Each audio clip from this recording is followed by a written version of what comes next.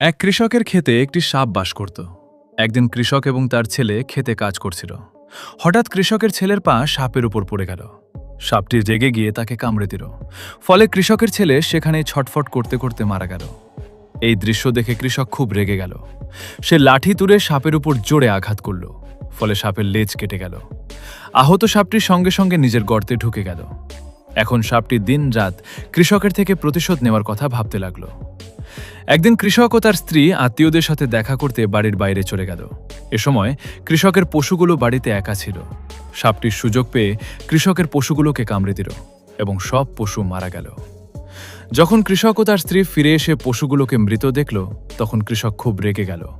সে লাঠি তুলে সাপকে মারতে যেতে লাগলো, কিন্তু তার স্ত্রী তাকে থামিয়ে বলল, এই শত্রুতায় আমরা আগেই অনেক কিছু হারিয়েছি। আমাদের ছেলেও মারা গেছে, আর এখন পশুগুলো। যদি এই শত্রুতা চলতে থাকে তাহলে আরও ক্ষতি হবে। এর চেয়ে ভালো তুমি গিয়ে সাপের সাথে মিটমাট করে নাও। কৃষক তার স্ত্রীর কথা মেনে নিল এবং সাপের কাছে গিয়ে বলল, আমরা দুজনেই একে অপরের অনেক ক্ষতি করেছি। এসো এখন শত্রুতা শেষ করে মিটমাট করে নিই।